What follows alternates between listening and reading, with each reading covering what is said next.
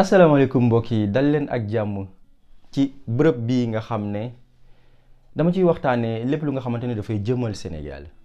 dama ciy waxtaanee lépp lu nga xamante ne dafay jëmal Afrique ca kanam di ko jaarale ci li may woowee benn njàngale di ko jaarale ci li may woowee benn information donc di informer di ko jaarale ci benn conscientisation ci enjeux yi nga xamante ne Sénégal ak Afrique dafa nekk di ko traversé donc bu dee yaa ngi doogay connecté wu ci sama chaîne bi maa ngi lay xamal ne nekk na daal en fin de compte benn lieu de réceptacle boo xam ne sama ay différentes passions ci sciences sociales ak sciences humaines damay ñëw nag di ko confronter li ñuy wax au réel sénégalais donc ñëw di ko questionner di ko waxtaanee ak yéen tey nag ma ñëw ñuy waxtaanee benn sujet bu ma bëgg a andi muy sunu modèle démocratique en fin de compte est-ce que réellement nekkul loo xamante ne li Pierre Bourdieu doon wax que ni c'est une construction artificielle de la réalité maanaam dañuy bëgg wax démocratie mais ñun peut-être ci vote ba rek la sunu démocratie yam boo ko passé amul dara ci sunu ay fait ak ay acte loo xamante ne dafay laal li ñuy wax la démocratie dinaa ci ñëwaat ak yéen man nag ñu bari ñu may suivre umpale wuñu ne dama bokkoon ci parti politique boobu ñuy woowee Pastef les Patriotes damay wax dama ci bokkoon ndax dama ci démissionné ci 31 janvier 2021 daal di jël benn bataaxal nag bind ca la ma tax ma daal di cay génn daal di koy adressé kooku di Ousmane Sonko ci 31 janvier 2021 donc bokkoon ci benn kuréel bu ñuy woowee mouvement national des cadres patriotes de Pastef nekk ci dugal mu nekk bërëb boo xam ne dañ fay daje di fa tëgg li ñuy wax offre programmatique bu Pastef ci domaine yi nga xamante ne dafay concerner secteur public ci Sénégal mën na nekk ci njàngale mi mën na nekk ci éducation nationale mën na nekk ci énergie mën na nekk ci budget mën na nekk ci finance et cetera et cetera donc ma daal di cay bokkoon nag daal di delloo sama carte d'adhérent boobu nag du tax su ma gisee kenn ku ne ci ñoom ak ñi ma ko seqaloon ak muy ñeneen même ci ay sénégalais nga xam ne say ay àq ak say ay yelleef yi gën a ndaw ñu ngi koy bafoué maanaam ñu ngi koy tuutal ñu ngi koy salfaañal loolu su ma ko gisee jàpp naa ne nekkul li nga xam ne dina jëmale sunu gaal ca kanam donc dinaa ci taxaw nag def ci seetlu parce que balaa dara di xew ñun dañu nekk ay sénégalais balaa dara di xew dañu bokk benn devise bi ñuy woowee un peuple un but une foi balaa dara di xew dañu bokk benn collectivité benn environnement géographique boo xam ne dañ ko délimité ci 196 712 kilomètres carrés donc balaa dara ñu nekk ay sénégalais balaa dara en fin de compte fraternité war ñu caractériser maanaam jàppee Ousmane Sonko non pas comme sa noon wala nga jàppee Massamba wala Mademba non pas comme sa noon mais nga jàppee ko d'abord comme sa frère sénégalais africain balaa dara di xew balaa ngeen di bokk ay parti politique donc tey nag damay ñëw ñu waxtaanee nag li nga xamante ne jàpp nañ ne modèle démocratique la te en fin de compte sori nañ lool li ñuy woowee les exigences d'un pays démocratique Ousmane Sonko nag dafa nekk koo xamante ne bi mu ñëwee 2014 ba léegi ci champ politique sénégalais da ci andi ay soppite yu bees Ousmane Sonko dafa nekk koo xamante ne dafa nekk benn genre bouffée d'oxygène ci politique Sénégal ni ñu koy defee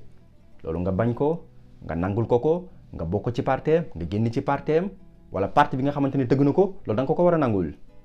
bu dee sincérité rek ak dëgg moo ñu ñor mais balaay daraay xew Ousmane Sonko li ko dal ci Sénégal maanaam ñu tuumaal ko ne ko dafa siif benn xale bu am ñaar fukki at dafa nekk loo xamante ne il faut que ñu nangu ko daf ko waroon éviter Ousmane Sonko du n'importe qui bu dee da nga nekk koo xamante ne tey yaay le premier opposant ci état ak ñu xam état doole yi mu am dafa am yu bëri da nga koy moytu Ousmane Sonko ku am fit la ci ni muy defee politique bu amul fit ci politique ci Sénégal mënoo ci génn ba dul wax dëgg ci politique ci Sénégal mënoo ci génn donc Ousmane Sonko nag dafa nekk koo xam ne dafa am fit maanaam di tubaab di wax dafa audacieux dafa am la témérité de ses idées et puis dafa nekk koo xam ne dafay affirmer sa singularité par rapport à beaucoup d'hommes politiques ci Sénégal waaye nag loolu warul mën a tax mu def attention daf ko war a tripler puissance 1000 attention bi mu war a am dafa war a nekk ci dayo boo xamante ne li tubaab di wax lu incommensurable kenn mënu ko mesurer maa ngi dégg kenn ne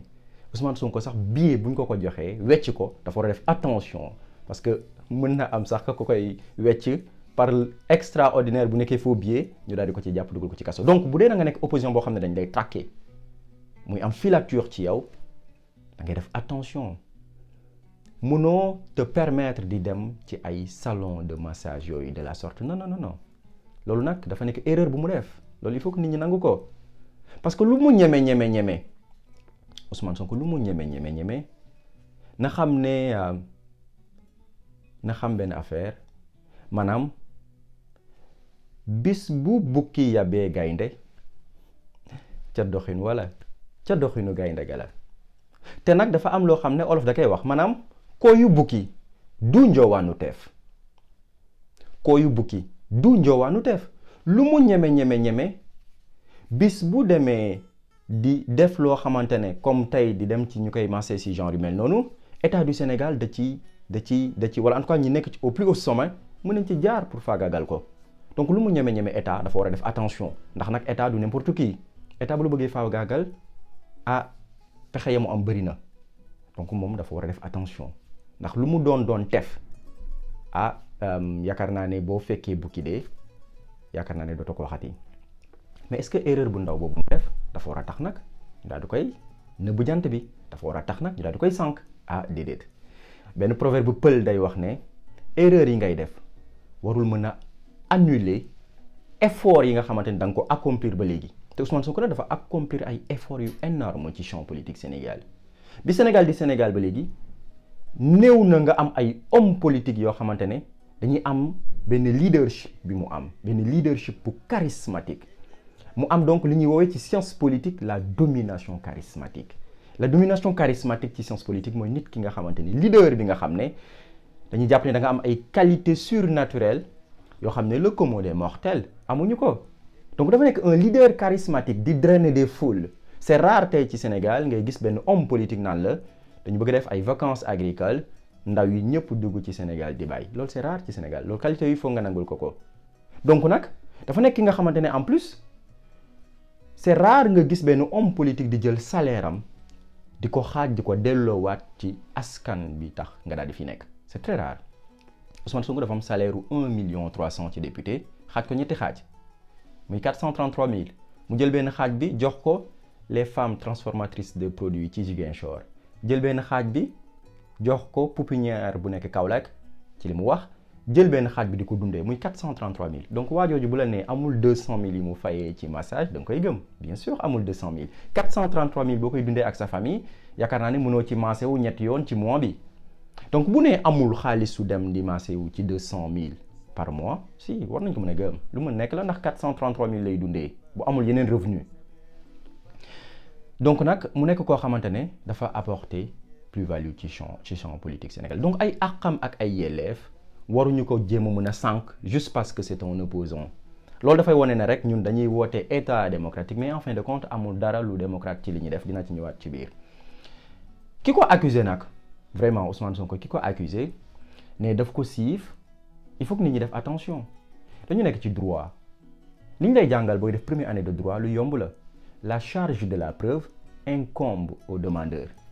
maanaam xale bi ko yóbbu ci tribunal ne moom daf ko siif xale boobu mooy andi les preuves de la culpabilité d'Ousmane Sonko bu ñu yemee ci droit noonu lay fonctionner wee bu ko porter plainte moom mooy andi preuve yi wane ne daf ko siif mais nag dañu def très attention parce que dañu nekk ci état boo xamante ne li nga xamante ne ay principe de droit la en l'espèce dañuy ñëw di ko transformer maanaam di def ay principe de droit yoo xamante ne c'est très rare nga di ko gis ci àdduna bi loolu lañ defoon Karim Wade maanaam l'inversion de la charge de la preuve au lieu ñu ne ok xale bi yow yaa tuumaal Ousmane Sonko andil preuve yi wane ne Ousmane Sonko da la siif dañuy ñëw ne Ousmane Sonko xale bi da la tuumal yow nag andil preuve yi wane ne xale bi mosoo kaa siif Karim Wade loolu lañ ko def donc dañuy inverser la charge de la preuve te loolu bëgg naa ñu attirer ci sunu attention parce que avec nag nit ñi nga xamante ne tey ils sont au sommet ci Sénégal on peut s'attendre à tout loo xamante ne ci yoon ci première année de droit da nga koy jàng la charge de la preuve incombe au demandeur tey bu ñu bëggee naxasaal Ousmane Sonko mën na ñëw inverser la charge de la preuve daal di ñëw ne ko nag xale bi nee na da nga ko siif andil les preuves yi wane ne yow mosoo siif gone gi te loolu amul ci droit donc foofu dafa nekkoon attention boo xam ne bëgg naa ñu daal di ci taxaw mais nag en fin de compte sunu Sénégal nag warul doxee nii parti politique nag warul doxee nii du lii moo taxoon notion de politique di jóg. Politique dafa war a ànd ak ay valeurs dafa war a ànd ak ay principes dafa war a ànd ak éthique ak morale même si nag à côté di nga may exception mais exception yi warul di toll nii warul di dem bay toll nii loolu dafay wane ne sunu état sunu démocratie li ñuy wax démocratie ñun ci vote bi la yem ñun bu ñu génnee voté li ñu nekk di def ay acte ak ay fait ci sunu champ politique c'est totalement antidémocratique lii da koy firndeel dañuy baaxoo naan Sénégal c'est l'un des rares pays de l'Afrique de l'Ouest bi nga xamante ne mësul am coup d'état mais des fois sax man j'ai envie de dire je préfère benn coup d'état boo xamante ne dinañu jëlee ci nguur yoo xam ne nguuru terreur la di ñu andil peut-être bànneex di ñu andil plus de justice sociale que dëkk boo xam ne bu ñu voté peut-être loolu mooy démocratie sa vote ba mais bu jeexee amatul dara lu démocrate ci terreur la ñuy dund j'ai envie de dire ci tyrannie la ñuy dund des fois et c'est pas exagéré de le dire ak yelleefu nit ñi dañ koy suufeel ba mu gën a suuf démocratie lenn kese la mooy li ñuy wax benn le respect de la souveraineté populaire maanaam nit ñi li ñu décider nga leen koy nangul beneen bi mooy nga garantir fondamentalement les droits et libertés des individus loolu mooy démocratie loolu moo nekk ci titre 2 des devoirs et libertés du citoyen sénégalais boo demee ci constitution bu Sénégal loolu moo ci nekk au titre 2 des droits et libertés nit ki da nga koy garantir ses droits fondamentaux ñun loolu nag dañ koy réeree mbil ci sunu démocratie ba pare sunu démocratie day accompagner wu ak violence waaw sunu démocratie dafa violente li nga xamante ne bànqaas yi nga xam ne dañ ci war a sukkandiku muy déjà les pouvoirs non seulement amuñu équilibre ñi nga xamante ne ñooy garantir la sécurité peut-être di police gendarmerie plus loin l'armée mais surtout sunu police dañu am police bu violente quelquefois peut-être am nañ benn côté police bu républicaine mais beneen pàcc bi mooy on a une police meurtrière loolu faut le dire faut oser le dire am nañ ay policiers yu républicains mais beneen côté bi dañu am police boo xam ne c'est une police meurtrière c'est une police violente pour remonter toute l'histoire politique du Sénégal da nga ko ciy gis ak Senghor déjà les événements de 1963 grève des étudiants ñu boom ci ay étudiants 1968 élection présidentielle 1988 ci Abdou Diouf ñu rey maître Babacar Seye en 1993 naam peut-être foofu du ay policiers ñu daal ko ci boom maître Babacar Seye mais loolu day wone trajectoire violente bi nga xamante ne sunu système politique da ko traversé nga daal di ñëw ci Abdoulaye Wade ñëw ci Macky Sall ñu rey ci Fallou Sène ñu ngi ko boom ci 2013 wala 2014 bi ñu koy boom di ko yóbbu ci sëg yi nga xam ne dafa nekk ci Diourbel man ak sama ay naataango ci université de Dakar lañ jóge dem yóbbu ko ci sëg yi nekk ci Diourbel ñu boom ko lii ngeen gis keroog ci Sénégal dafay wone tamit sunu police des fois violence bi leen di caractériser da nga koy gis ci lu bëri ñu rey ci Balla Gaye rey nañ ko ci Balla Gaye rey ci Fallou Sène rey ci Mamadou Diop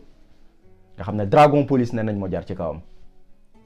te pourtant moo wax naa ci début bi ne avant tout ay sénégalais lañu donc loolu dafa nekk li nga xamante ne dafay caractériser sunu régime politique yi dafay caractériser sunu démocratie dafay caractériser sunu ay forces yi nga xamante ne ñoom ñoo ñu war a sunu kiiraange ñoom ñoo ko war a yore te loolu nag dafa nekk li nga xam ne dafa lu baaxul la lu ñu war a taxaw la lu ñu war a andi ay réformes en profondeur la ndax police bu violente nag dafa war a jeex ci Sénégal keroog ni nga gisee ay nit ay dragon auto di daw ci biir nit ñi il y a lieu ñi nga xamante ni engagé wu ci sunu ay forces ñooy de maintien de l'ordre ñu former leen parce que ñenn ñi en tout cas niñ leen di tàggatee des na lool te loolu nag dafa war a arrêter ci Sénégal parce que les droits et libertés des individus dafa war a nekk li nga xamante ne benn socle bu fondamental la nekkul lu ñu war a di négocier non nekkul lu ñu war a di négocier en fin de compte mbokk yi fii laa jeexalee li nga xamante ne nag ay solution la yu rëy mooy déjà Ousmane Sonko dafa war a def attention daf ko war a multiplier ci nu mu gën a rëyee bu génne ci événement yi wax naa ko li ñuy beneen solution bi nga xamante ne dafa nekk lu am solo nga xam ne cas de situation yi bu ñu ci bëggee génn mooy ñu am benn équilibre de nos pouvoirs, le pouvoir exécutif, le pouvoir judiciaire ak le pouvoir législatif. ñu ngi gis ne ñu ngi demander lever immunité parlementaire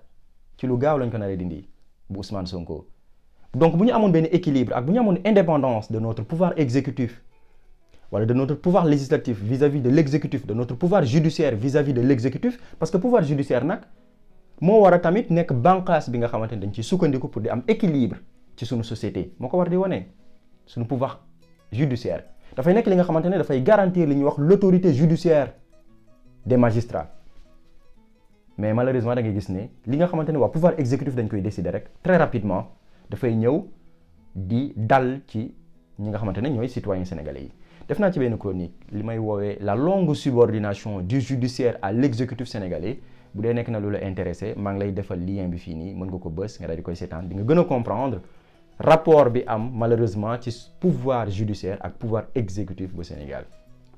mbokk yi li moo nekkoon càmbar bu ndaw bu ma ñëwoon andi ci fait d'actualité bi nga xam ne mi ngi am ci Sénégal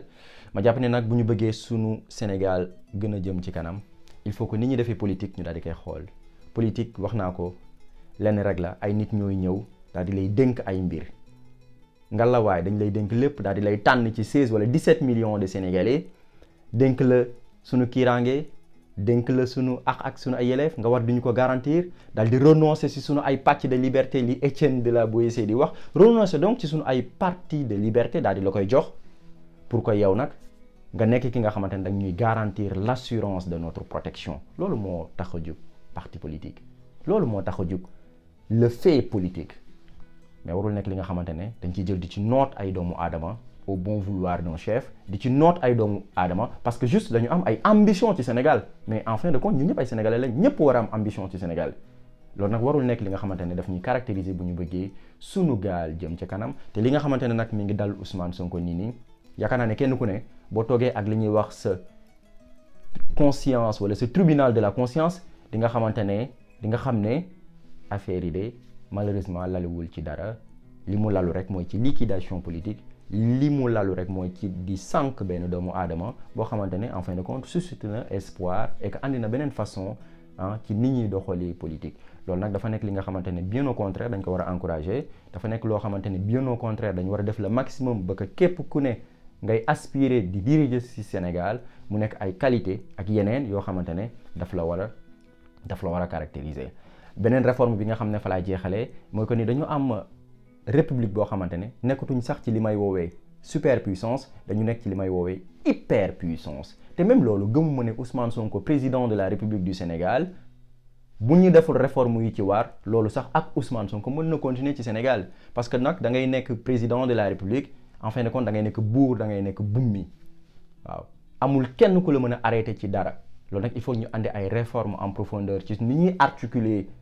la justice ak le pouvoir exécutif ak ni ñuy xoolee imbrication bi am ci pouvoir exécutif ak ci pouvoir judiciaire il faut que ñu andi ci ay réformes ay coppite yu rëy benn bi mooy commencer par jëlee président de la République ci conseil supérieur de la magistrature bi nga xamante ne moom moo nekk di ko diriger yaakaar naa ne coppite yooyu ak yeneen yu ni mel ak yu ko gën a xóot buñ ko àndee mën nañ nekk ci régime boo xamante ne régime politique boo xam ne dina am benn équilibre des forces et que du ñu am président de la République du ñu am ay nit yoo xam ne ce sont juste des délégataires de pouvoir maanaam ñoom dañoo war a liggéeyal peuple bi maanaam ce sont les employés du peuple le peuple est l'employeur mais ñun nag dañuy dem ba fàtte loolu dañuy dem ba fàtte ne ñun nous sommes des employés du peuple sénégalais donc dañuy dem bay def lu ñu neex alors qu'en fin de compte non warul demee noonu donc bu ñu amoon force yi ñu koy permettre dina tax que suñu réew équilibre dina ci gën a am dina tax suñu réew li ñuy woowee modèle démocratique li ñuy woowee démocratie république du Sénégal dina nekk loo xamante ne véritablement ci essence su république dina ko correspondre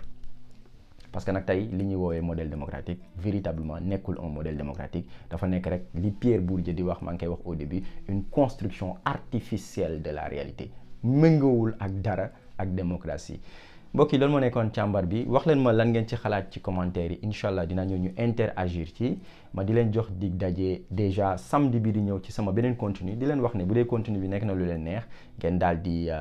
di abonné wu ci chaîne bi daal di koy partager muy law ci Sénégal di law ci Afrique ngeen daal di koy aimer ngeen wax ma ci comme ni ma ko waxee lu ngeen ci xalaat ma ñëw ñu daal di ci gën a waxtaan incha allah rabbi jërë ngeen jëf ci seetaan bi asalaamaaleykum wa rahmatullah taala wa barakaatu.